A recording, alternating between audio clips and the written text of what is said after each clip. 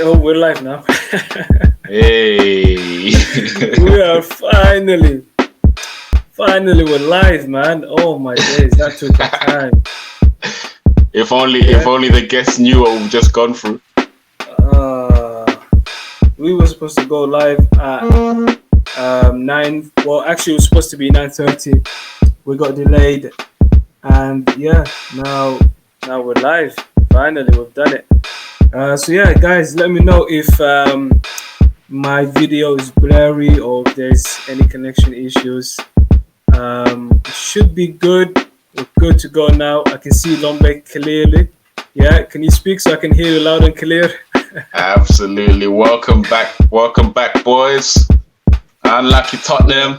That's the first thing I say. I have to get it out of my chest immediately. Unlucky Tottenham. Yeah. That is the most modest take you're gonna get from me. Oh, what is? As you can see you can tell from his name. Yeah, that's Phantom AFC, Arsenal Football Club.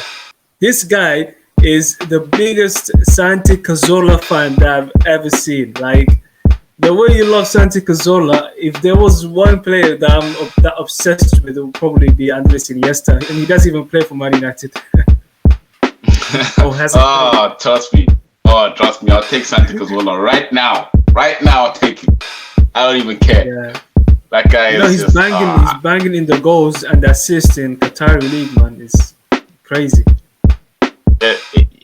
He's taking free kicks with his left foot. He's just decided now, like, you know what? I'm left-footed now.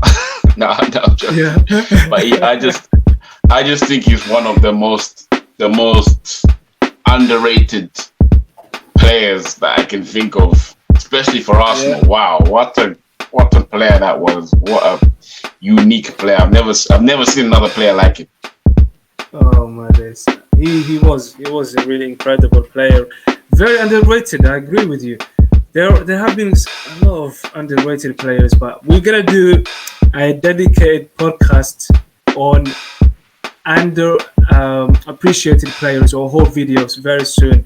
But for today, this weekend is European football. That's what we're talking about here. And we're not talking about European Super League here. No, none of that ESL leagues. So I've had enough of that. All I want to talk about now is proper football. You know me, I'm a big fan of European football when it comes to Italian football, Germany football, Spanish football. Just love it. You know, Portuguese. I already mentioned Spanish, but yeah, Dutch football. Just anything to do with European football. That's what this show is all about. All the big stories.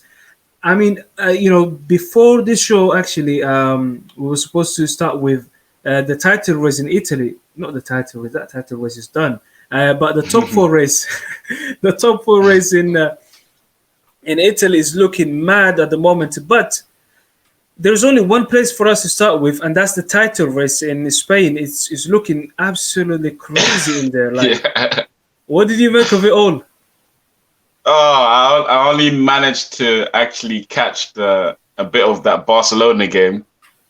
Griezmann scored a lovely goal in that. I'm not gonna lie, a wonderful little chip back post finish. But what is going on over there? I don't know. I said a couple of weeks back, just after that Champions League game with Liverpool, that Real Madrid they might have rekindled that spark back. Okay, yes, they drew, and Hazard was back for that. Was it Betis match, wasn't it? Yep. I remember exactly what you're talking about. That particular episode, I was gonna refer back to it. You and Moose and Trey were all saying Real Madrid are gonna go win it now. That's it. They beat Liverpool. This is their league title now. I have proved you guys wrong. Well, not yet, but soon. Who did you think is gonna win it? I already said it, mate. Barca. Well, Barca. Yeah, true. Yeah, Barca just. I don't know, but Barca are a strange one because they've got some world-class players in there. But you don't know where their heads are at half the time. And the Atletico Madrid, you could tell that they want it and they need it, but are they gonna see it through? You don't know. And it's with I don't know. It's a mad, and Sevilla as well, also slightly in there. It's a Yeah, mad one. It's like what 3 points separate the top four. yeah, exactly. So I I, mean, that is the crazy thing that right now, like we were thinking, can Real Madrid win the title or not? But they are actually in a very dangerous position where they could actually lose even third position to Sevilla, and they would. That means they would finish fourth. So Sevilla is right behind them.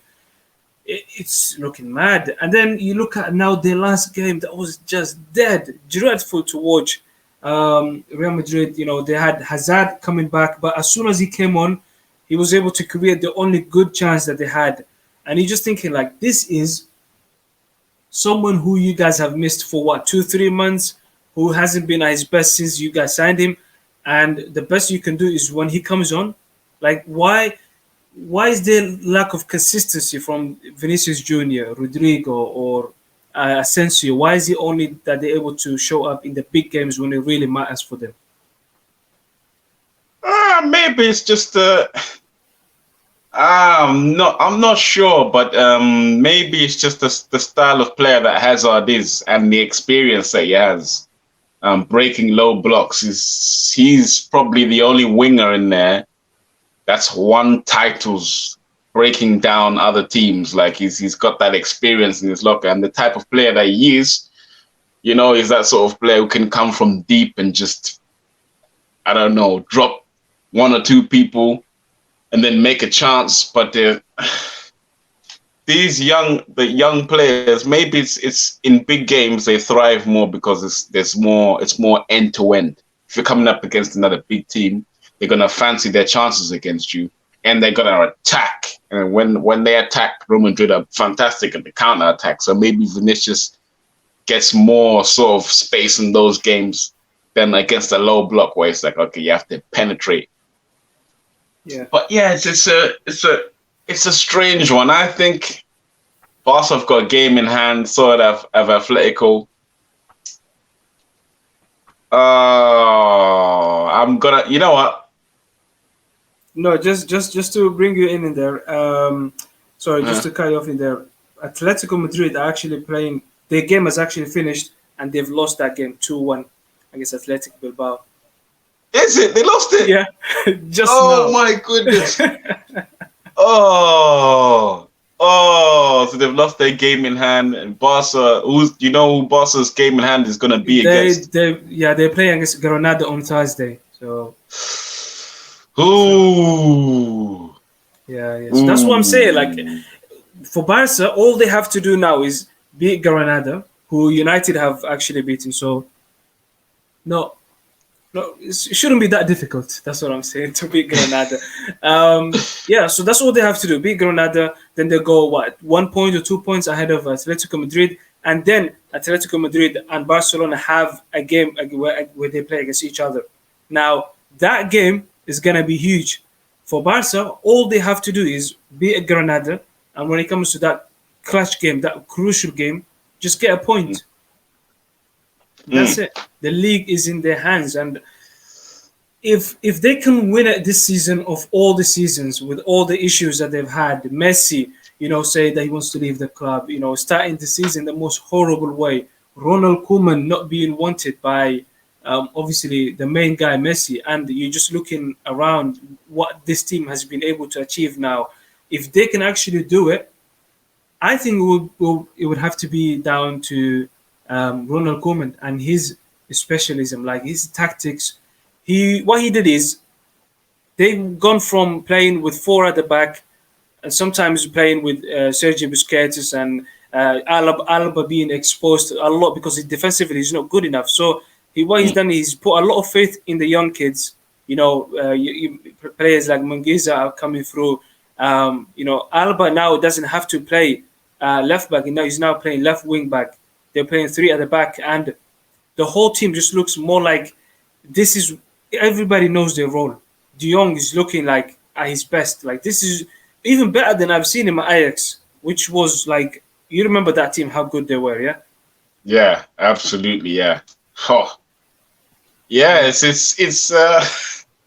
really, you're right when you say that.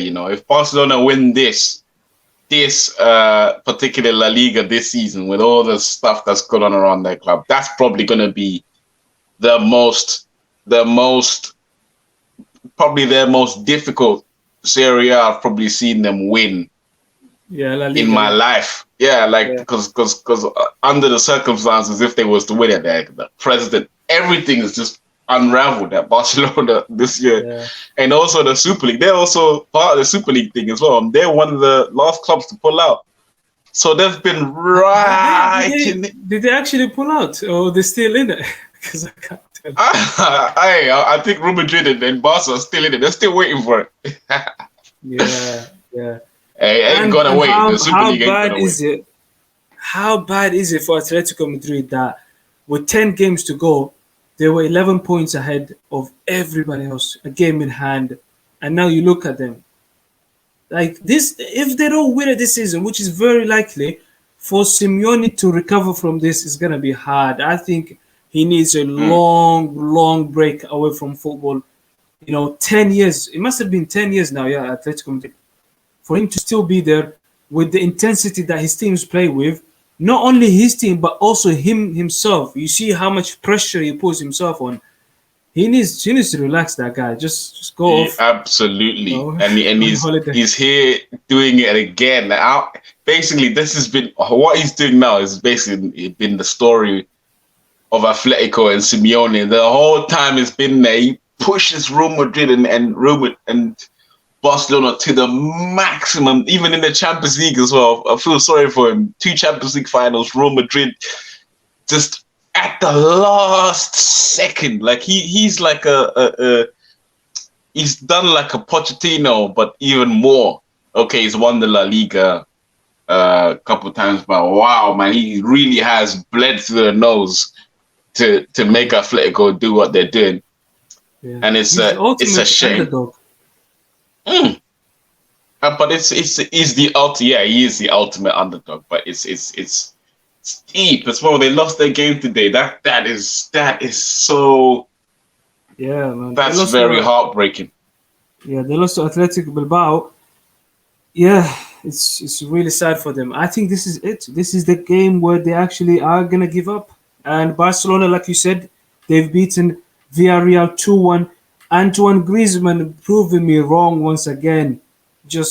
I was saying at the start of the season, actually more to the point of the start of this year, I was saying this guy is done. He cannot do for Barcelona what they need him to do. I thought he was being too much of an obstacle in Messi's way, if you get what I mean. Like he likes to pop up in the positions where Messi likes to play. But now he's been pivotal for Barcelona in the last few months. That comeback where they had against Sevilla in the Copa del Rey semi-final, he was crucial in that game. And today, when they really needed him, Villarreal is scoring first. He's coming up with 2 goals. Yeah, things are looking good for Griezmann right now. Yeah, and it's lovely to see because Griezmann he was such a different man at Atletico. Like it was fun watching him there. It comes back to Simeone. Like Griezmann was over there tearing up. Probably one of the best players I've seen under Simeone at Atletico. Him and the other Turan and that defense of Godin and they've had Simeone has had a hell of a run. But back to Griezmann, yeah, he's symptomatic of this Barcelona team. I just think a lot of their players, they need to be. To be fair, it's symptomatic of this Barcelona with Messi in it. The last, let's say, 5 or so years, it's becoming difficult to balance the dynamic between Messi and the players that you bring around him to mold the team. It's like, how do you mold a team when Messi's the focal point? But if you're Barcelona, you're gonna buy the star players off of other teams who were stars at their team. They were basically Messi in their team that they come from Barca to. I mean, from whatever team that they've come from, they were basically like Messi. Then they're going to Barca where there's Messi who's above them. So it's like, how do you fit Coutinho, Ousmane Dembele, Griezmann, all those guys into a team where Messi's just above them all. How do you find that sort of secondary role for all of them? And it's like, yeah, Griezmann is finding it. It's finding a way to work now, but I don't know if you will ever see Griezmann until Messi leaves. I don't know. It's a tricky one. If they win this again, if Barcelona win this La Liga, it's either a fantastic achievement from Barcelona, but it's also an indictment on La Liga and how it's if that much of a turmoil Barcelona can go and win it. I don't know what that says about Barcelona or La Liga. It's Let's see what happens. The thing is, you're right. It would be a huge indictment on the league as it is in general. Like, Atletico Madrid are one of the most hard-working teams, and I think they've spent a lot of their energy during the first part of the season. That's why now it looks like they're wearing off a bit. But still, it would be an incredible achievement for Barcelona if they were able to play off. Now, if we just go to Italy now, where the top four race is heating up again. Ooh, the midweek games, they've all won. Napoli, unlucky. Well, Napoli are not playing now on the weekend. They're going to play on Monday, and they play. I think they're playing against Lazio, right? AC Milan are playing against Lazio, and Napoli are playing against Torino, which is not an easy game. But from today's games, you look at Fiorentina drawing with Juventus, holding them 1-1. What did you make of it? Yeah, I watched a bit of that game as well, man. The Juventus are just, man, they look somewhat vulnerable, and it looks weird. Like, I don't, maybe it's the Pirlo factor. Maybe they also need to do a rebuild. But I mean, I watched Fiorentina grow into that game. Like the first 15 minutes, they were like, "Oh my goodness, we're playing Juventus." And as the game went on, they were just like, "Wait, let's take a shot. Let's take a shot. Oh, let's go for a corner. Oh, wait, these things are getting through. Okay." You know what I mean? It's like that usually Juve, they don't let you grow into games. They just suffocate you. But they're just missing a killer touch at the moment. But Morata's goal was absolutely bloody fantastic. Like, what? It was a screamer. What an unbelievable goal. But we have to talk about Dusan Vlahovic. This guy, so many people want him. So many fans love him. And I would say, if it doesn't matter if you're a Serie A fan or in the Premier League, this is someone that everybody has to watch. So many people are talking about Haaland. Yeah, but teams like Arsenal, who cannot afford to sign him, they should look at this guy in Fiorentina, because he's very good. He's very good, and I've been talking about him and Zapata as options for a lot of the Premier League teams right now, because Italy, let's be honest, they need that finance, that money coming in, and the English Premier League teams, they have that money. So I like the look of this guy. What do you think of him? Yeah, absolutely. And he caused Juve some problems as well today. Like, wow. Almost scored some fantastic goals as well. But I agree, man. No, English teams, we don't look enough at Serie A. Like, I've always said that, especially Arsenal. I don't understand what Arsenal are doing. We haven't gone to Serie A for years. Like the only guy that we got was Torreira in Viviano for we got him and had 0 appearances at Arsenal. But it's like, why? You literally got Dennis Bergkamp, Thierry Henry from Italy. What about Vieira? Did they get Vieira from there as well? He may have been, or maybe he came from Monaco. I'm not sure. Vieira came from Monaco. Yeah, you're probably right. He did end up going there from Arsenal. Yeah, you're right. Exactly. But it's like,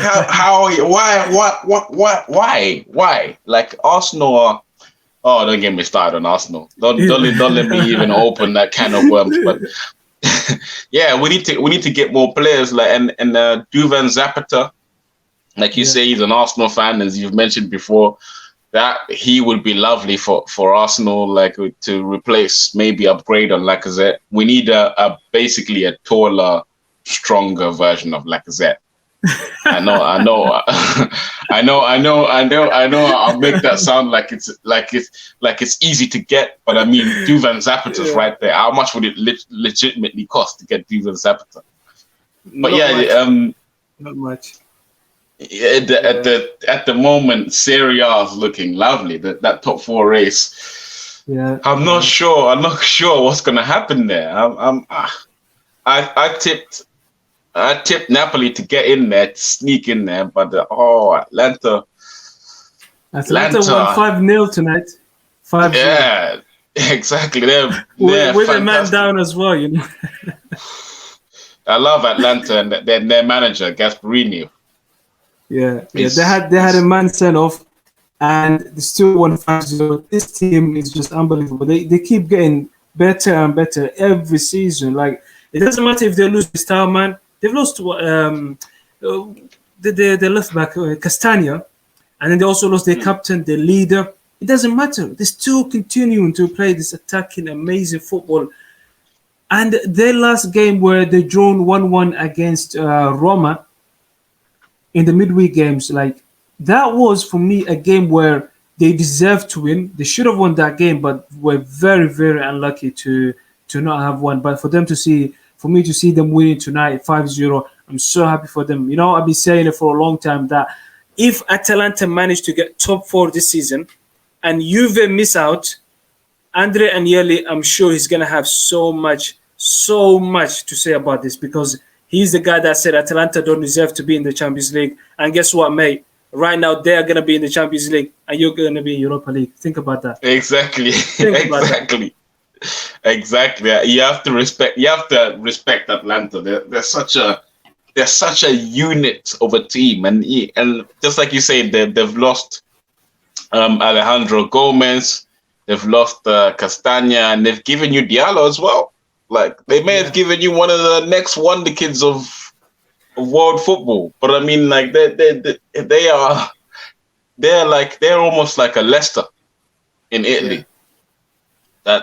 That's the best way I can describe them. They deserve something as well. I hope this Atlanta side gets to win something that caps off their good work. That would be really, or even get Champions League football again. That would be really fantastic for them, because they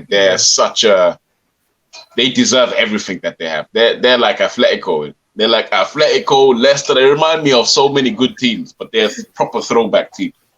It's a well-run team. And you look at the academy, they've produced some of the best players in Italy. Like, right now, you look at all across Italy, you look at some of the young guys, and I'm trying to remember even one name, but trust me, they have produced some of the best talents in Serie A. And if we just go to... Actually, yeah, you know what? Yeah, let's talk about this. The next, or tomorrow night, Napoli are playing against Torino, and Lazio are playing against AC Milan. What do you think is going to happen there?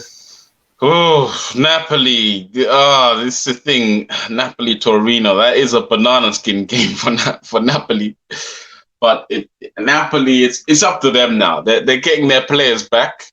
You know, hopefully they don't have any funny business until the ending now. But they're getting their players back.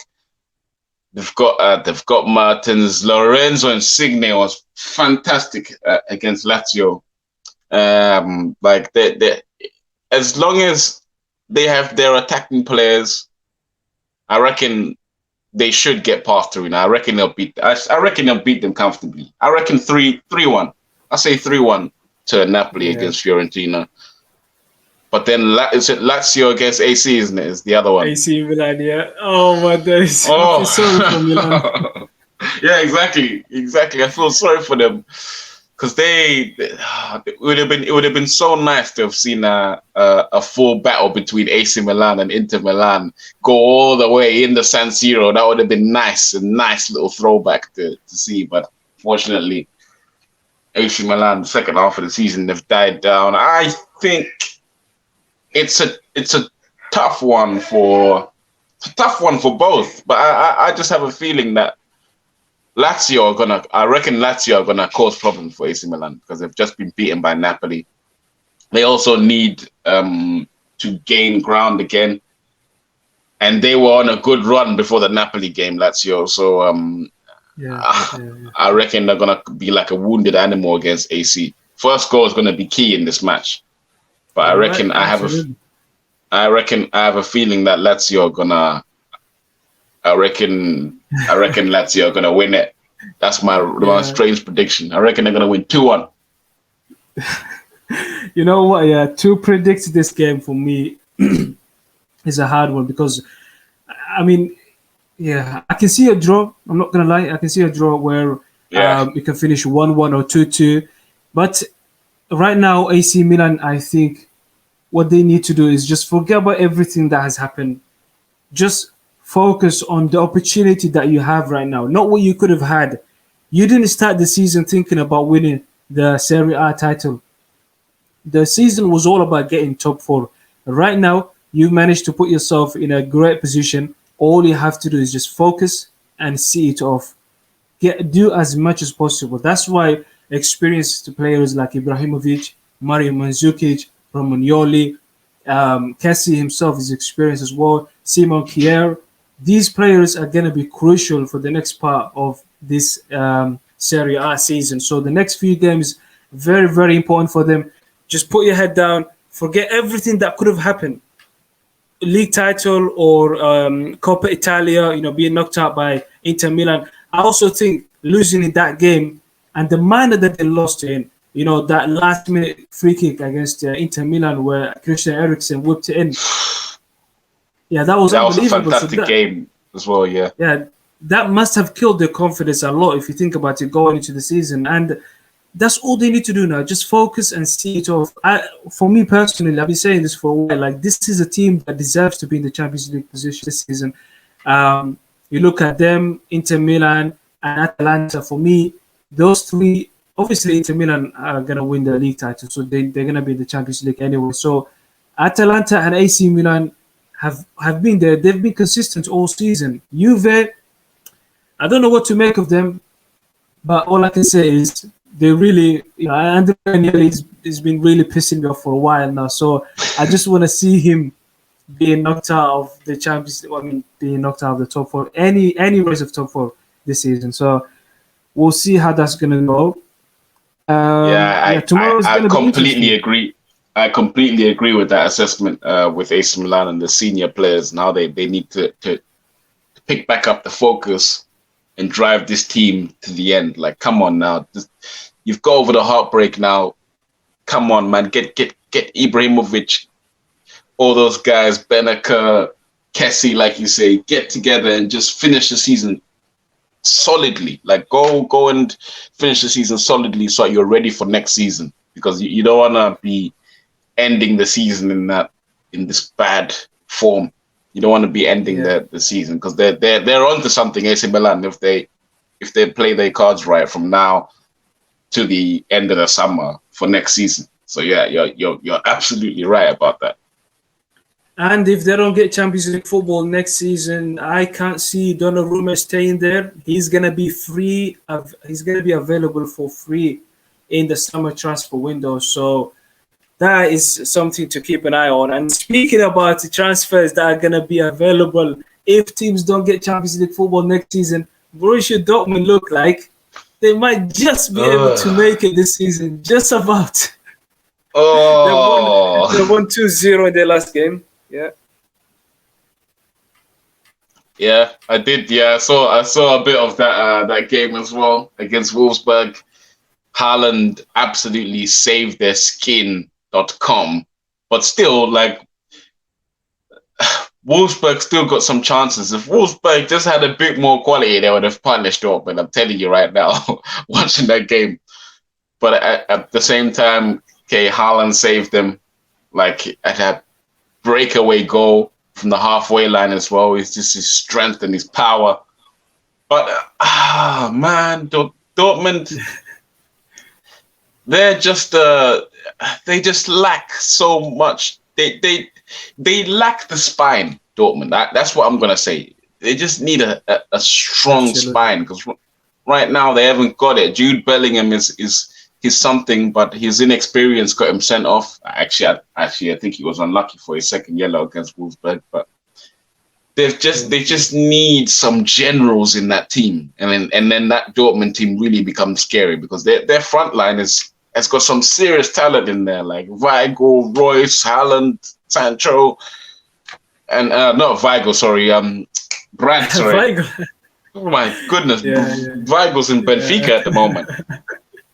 But yeah, like the hood is in his position, and they look similar anyway in center midfield position. But yeah, I mean, yeah. Listen, this team getting Champions League football this season is obviously very, very important for them. And what I like about them is, and especially German teams, Borussia Dortmund look like they're not going to get Champions League football this season, but they didn't go off running to the ESL. They didn't say, "Oh, we're going to go somewhere where we are guaranteed top 4 finish every season. We're guaranteed 350 million every season, and or is it even like 3 billion or something like that? Just some crazy amount of money." They said, "No, we're going to stay in here and we're going to fight, and we're going to get Champions League football, European football on merit and competition." That is something to admire. I love this team. Did you see the banner that they put in the yellow wall, in the famous yellow wall? No, I didn't see it. I can't believe I missed that, but yeah. Yeah, it was a strong message against everything to do with, obviously, the ESL. The fans protesting strongly against it. I mean, we expected Borussia Dortmund to do this and their fans, but for them to actually do it in a season where they could lose, a lot of money, they could lose some of their key players. They have principles that they stick with in these German teams. Yeah, absolutely, and I really envy that about, especially being an Arsenal fan. I envy the fact that they've got that 50-1 rule. Yeah, exactly. All of our Super League teams are looking at Dortmund and Bayern even, and just being like, oh man, in the Super League, that's a time where something like having a fan inside the board, having the fans having part ownership of the club, that would have been like perfect. And then it's like I watched Frankfurt versus Bayer Leverkusen, and man.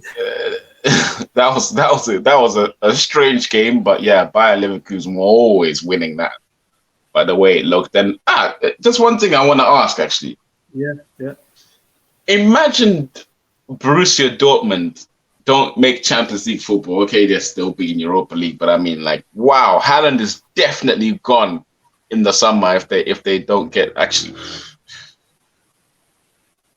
Surely he would have to go, but how much would it cost? How much does that reduce the cost on Erling Haaland if he's not in it? Yeah, no, I agree with you. Obviously, there's an important question for this, and it wouldn't reduce his costs, but what it would do is it would put Borussia Dortmund in a really awkward position, because they have his contract. They can say to him, "You're gonna have to respect your contract. You're gonna have to honor the contract," and they can try to keep him. But I don't think they're gonna do that. So if you go in there with, let's say, 120 million, I think Borussia Dortmund will sanction it. And on top of that, next season this guy can walk for 70 million pounds or 70 million euros, something like that. That's his release. Yeah, release clause, isn't it? Yeah. So if you go in there with 120 million, which is what they wanted for Jadon Sancho last summer, I think that is a reasonable amount of money. They're gonna take it. And no Champions League football, pandemic market, it's easy money. They're gonna take it. What if it's something slightly less than that? What if it's someone comes in with like a 90 million bid, just to be awkward? Like, there you go, you're in Europa League, 90 million, and then Haaland starts making noise. Oh, I want to go. Yeah. Like, exactly. Exactly. Very awkward. But then again, I was just saying now that you might have to pay 120 million, but you paid that 120 million to only Borussia Dortmund. In addition, you have to pay his agent. In addition, on top of that, you have to pay his own wages, which is going to be a staggering amount of money for a 21-year-old. Is ridiculous. That's what I'm saying. Like anyone who has any football brand, just go and sign Harry Kane. It's much less hassle, much more less hassle. It's exactly what I was about to say. That I think the Harry Kane transfer is going to affect Haaland. It's going to affect the Haaland transfer, and the other way around as well. Haaland is going to affect Harry Kane, and Kane is going to affect Haaland, because I think similar clubs are going to be going in for those two players. Yeah. Because I feel like if all it's going to be I would really imagine both of them leave. Where would they both go to? Or if just one of them leaves, which one is it going to be? It's gonna be hard, yeah. It's gonna be a hard one. For Haaland to leave, all the teams that could afford him, obviously Chelsea is gonna have to be right up there because they've done an amazing piece of business. Getting Kai Havertz while everyone else was sleeping. If you think about it, or everyone else saying, "Oh, it's a pandemic market, we can't afford him." They've seen an opportunity and they grabbed it. I have a feeling that they might do the same thing now, especially with. Can you hear me? You cut out just for a moment. Okay. Just repeat that last bit. Sorry. Yep. Yeah. So I was saying, if they see an opportunity again, that similar kind of a chance where they can sign Werner and Havertz, now they're gonna go for Erling Haaland, especially now that City look like they might not be interested in him anymore, given the relationship between Guardiola and Raiola. Raiola is agent, so that is a very tricky one. And then you look at Barcelona. Could they look at money behind the sofa? Maybe try and find some money that has been lost somewhere. Exactly. Yeah, true. Actually, would Man City go for Kane? Can you see it happening? I think they should. I think they should, because he's sort of like that false nine. He can play that false nine role simply and all these midfielders can play around him. He's already used to that. You see what I mean? They should. Yeah, that would be absolutely crazy if he went there. If he went there, De Bruyne and Kane, and then Foden and Mahrez and all those guys buzzing around them two, Kane and De Bruyne. Oh. That could be. Exactly. Oh dear. Yeah. And if we just finish it off now with Germany, Bayern Munich have also failed to win this week. This was the game that they're supposed to win in order to win the league title. But some of the concerns mine's unbelievable. They could have had 4 goals in that first half alone. Exactly. Yeah. Bayern Munich have been they've had a strange season, because they look good. They look really good. But then they lose, or something would just happen. Like they lost against PSG without Lewandowski. I feel sorry for Bayern Munich for losing Lewandowski at that point, because they lost him in an international break for that pointless match that Poland played against. I think it was like Andorra or something like that. But it's like, that's essentially where he got injured. Yeah. Yeah. I know. So it's like, wow. Exactly. And if Bayern lose another game and Leipzig win, suddenly... No. I don't want to go through this again. I don't want to go through it. I've already resigned to the idea of Bayern winning 9 league titles in a row, just like Juve have done. So, all I can say is see you next year with a new challenge. Who's going to challenge them if Haaland leaves and they go and get the best next coach in Germany, just like that? Who's really going to be challenging them? Oh, I don't even know. But it would be funny if Leipzig sell Werner, have sold Werner this summer, and there's some, no, it's not happening. It's not happening at Bayern Munich. But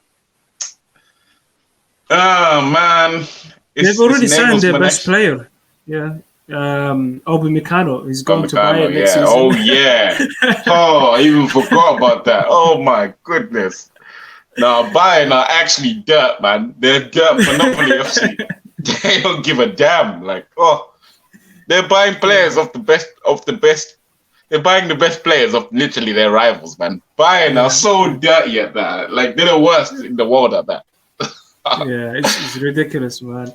But yeah, I think for them, all I can say for Bayern is the biggest enemy, the biggest challenge, the biggest obstacle in their way of winning the league title next season or winning 10 league titles in a row would be just Bayern themselves, because that team is full of politics. And we've already seen that one of the main reasons that Hansi Flick, who has been very successful for them in a really short span of time, is that he's had clashes with the people upstairs, or one of the guys upstairs. Right now, whoever they bring in next, if it's not someone that they can deal with quite easily, or someone that's not strong enough to deal with the politics behind the scenes, it's going to be very, very hard for that manager to deal with that situation. And literally only they can stop themselves. Just the same way that Juve have done in the season by appointing Andrea Pirlo, who's never managed in any coaching role before. That's how you stop yourself. That's how you challenge yourself by making yourself weaker. Is you go and sign a manager who's never won or managed anything. I can't understand that. Like how it seems most teams are just doing it. Like, do you reckon Pep Guardiola and Zidane just made teams in the world football just take way out on? Like, because look at it. Like, Chelsea went for Lampard, Ole, Man United. Okay, yes, Ole's got some experience, but I mean, like he was not. You get the sentiment. Like, people being hired on sentiment. Yeah. Exactly. Even like Pirlo, like this wouldn't have happened, not like this a couple of years back, but now it's a thing that everybody's trying out. Yeah.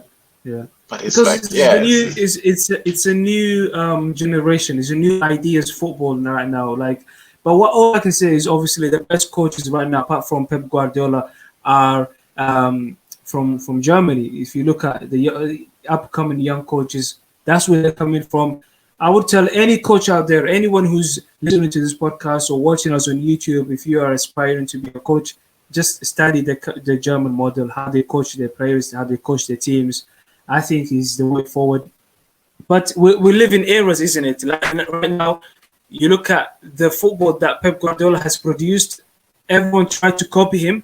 Now Klopp came up with the best way of dealing with his football, and now people are copying that German style, where you dominate the ball. When you don't have the ball, you press and press and press until you get that ball back. And obviously, for them, it's not sustainable this season for Liverpool. But I'm sure if they get their players next season, they will be back at top level. But yeah, that's all I got to say about that. I'm running out of ideas. What was I talking about? We're talking about the Bayern Munich and yes. Bayern Munich. I went off to something else, man. Yes. Yeah. You went into the Super League, mate. Yeah, Super League mode. Yeah. So Bayern, obviously, no. This all started when I said, "Don't give me any hope," and then I just went off on a rant about Bayern and what's going to really stop them next season. But this season, I think the job is done. I think they just lost it just so that they can win the title next season at home. I mean, next week at home. Yeah, there'll still be no fans. There's no fans. Yeah, man. It's I must say, actually, it was really nice seeing the fans back for Tottenham versus Spurs today. Like hearing the actual sounds of the crowd reacting to the shots, the plays, the first touch. I was like, this game is alive. Yeah, so it wasn't even that full, but I was still like, that was still tons better to watch than half the football matches Yeah. I've watched this year. That was a beautiful game to watch, especially that first half where City had attack after attack, attacking from the right, from the left, getting in behind, just looked so dominant. But then you're thinking like they're dominant now. Hopefully at some point they're gonna slip up. And yeah, that moment never came. But yes, it was amazing to see the fans back at Wembley, where football belongs to. Football is coming home this summer. Hopefully, England will win the Euros. And that's all we got time for today. We're gonna be back. We're gonna be back with more episodes. We're gonna be talking about the Champions League and the Europa League tomorrow, Tuesday, and Wednesday. So we've got a lot of things coming up.